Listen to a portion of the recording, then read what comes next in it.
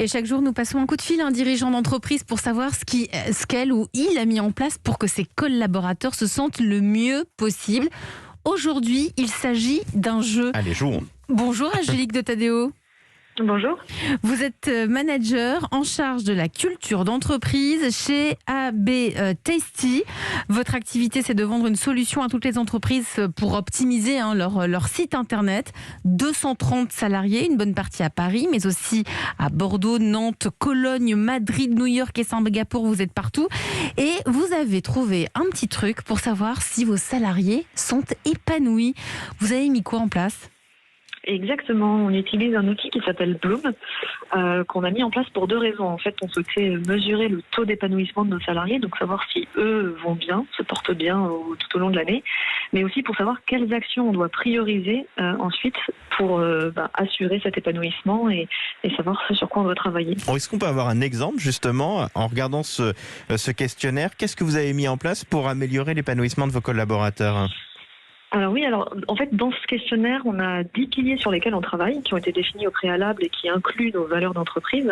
Et en fait, sur chaque pilier, on a des questions qui sont associées. Par exemple, on a un pilier sur l'espace de travail, sur la relation avec le manager, sur les formations, la fierté d'appartenance, par exemple. Je vous donne un exemple de questions qu'on pourrait avoir sur le retour d'information, l'écoute et la bienveillance, qui est un de nos piliers aussi, où on demande aux collaborateurs, par exemple, que pensez-vous de la valeur bienveillance chez AB Tasty ? Et alors, ils en pensent quoi ? Peut répondre.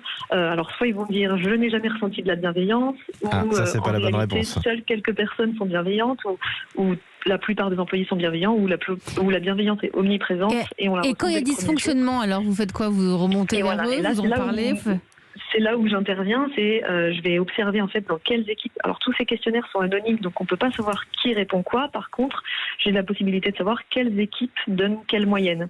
Et donc ça me permet d'intervenir auprès des managers pour savoir d'où viennent les problèmes. On peut donner un exemple. Je crois que pas mal de collaborateurs, vous avez fait remonter la visibilité sur la rentabilité de l'entreprise qu'ils n'estimaient pas suffisante. Et donc du coup, vous avez changé ça.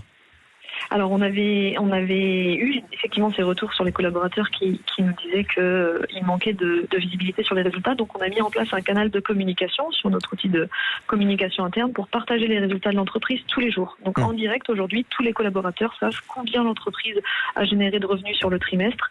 Et chaque jour évidemment les chiffres montent. Et puis sur d'autres facteurs clés de succès qui sont partagés. Et c'est une réponse mondiale ou c'est personnalisé? Parce qu'Elisabeth le disait en lancement, vous êtes aussi bien à Nantes, à Bordeaux qu'à Cologne ou à Singapour. C'est le même questionnaire pour tout le monde ou il est adapté en fonction des pays ou des métiers ou des... C'est le même questionnaire pour tout le monde et c'est là un peu le challenge aujourd'hui dans un environnement international, c'est d'arriver à adapter des actions qui sont mises en place pour qu'elles fonctionnent avec tout le monde. Là, par exemple, on avait mis aussi récemment en place, parce que l'année 2020 a été compliquée pour tout le monde. Alors là, dans tous les pays, il n'y a pas eu d'exception, mais on avait eu beaucoup de retours sur les collaborateurs qui souffraient de l'isolation du travail à la maison.